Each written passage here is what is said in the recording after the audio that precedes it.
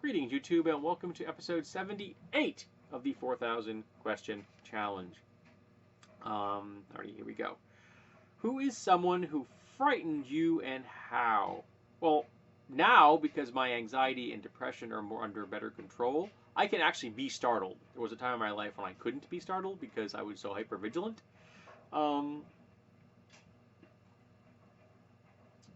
Frightened in the sense of I feared for my well-being. I don't know if I've told this story or not. I probably have. I've done 4,500 plus videos on my channel. I have no friggin' idea how many I have at this point. And by the time this goes up, I have no idea how many I'll have by then. But, hint, I'm filming a lot of these ahead of time.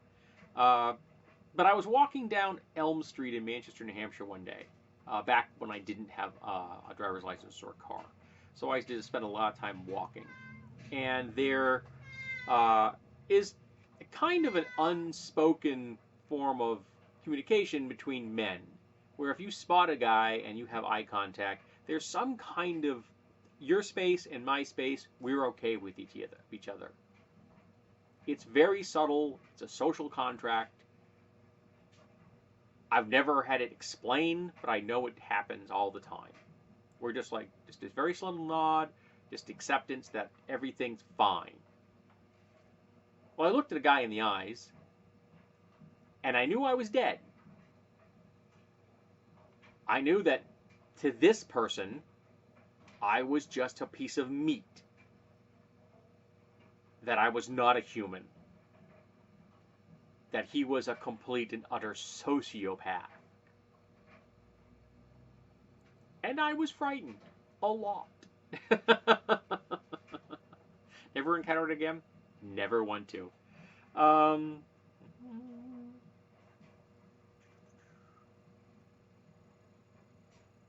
Okay, who would you want in your lifeboat? In real life or just anybody? Because if it's just anybody, give me Dr. Manhattan. But in my lifeboat, let's see now. I don't want my wife because I don't want my wife in a lifeboat. So if there had to be someone else in the lifeboat with me, I'm going to want someone that knows a lot about being in a lifeboat. So I want someone with some sailing experience, some survival experience. So a Navy SEAL would probably be a really good person to have along with me. Who would you take on a month-long backcountry camping expedition? If you could get me to go on one of those, my wife. What is the one thing that someone has said or done that showed his or her support for you?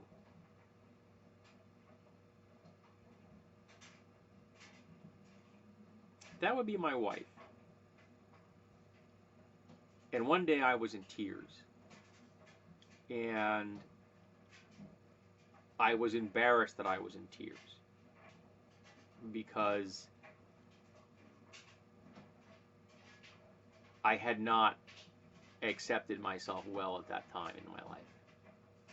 And I had not come to grips with my view on masculinity and femininity at that point either. I probably wouldn't even consider myself a feminist at that point. So I'm feeling guilty and ashamed for crying in front of my wife when she reached up and she wiped my tears off my face and then wiped them onto her own. And that was a level of nonverbal acceptance that I had not encountered before. And my wife's kindness cut deeper than almost any other pain I'd ever encountered. Because the reality is, I'd had so little. What is a particularly dangerous thing you did with a friend? I did some stupid things while rock climbing once. Not lots of rock climbing, but just did some stupid things. Did dumb things while drunk.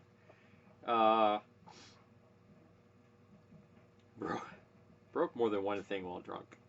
Broke more than one thing while sober. So yeah, there's particularly just stupid teen stuff, man. How any of us survived that era, that time of our lives is amazing. Do you have any more friends? Do you have more friends or enemies? I don't have many friends. And if you look at the number of people that I have on my block list on YouTube, I suppose I have more enemies. What have you learned from your enemies?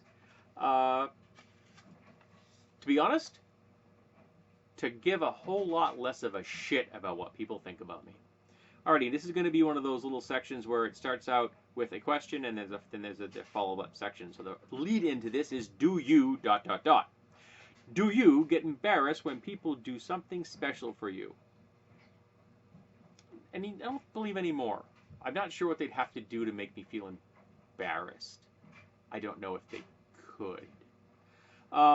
Do you introduce yourself or wait for others to introduce themselves? I tend to introduce myself, particularly around my wife, because my wife is often not good at that. Not because she means to be, but she just kind of starts talking to someone, particularly someone she knows, and forgets to introduce the people around her. So I've just kind of wait until she stops talking for a second, and I go, "Why? I'm James, the husband," and then she'll apologize because she's not knows I just did it again. But I love her. I love her. So it's just that she can't remember dates and she forgets to introduce me. Those little foibles. Do you prefer small groups or big parties? I prefer small groups. I'm not a big party kind of guy. And I haven't been for a very long time. So there you go. So that has been the 78th episode of the 4,000 Question Challenge. Hope you enjoyed yourself. And I hope that you will be here to join us for episode 79.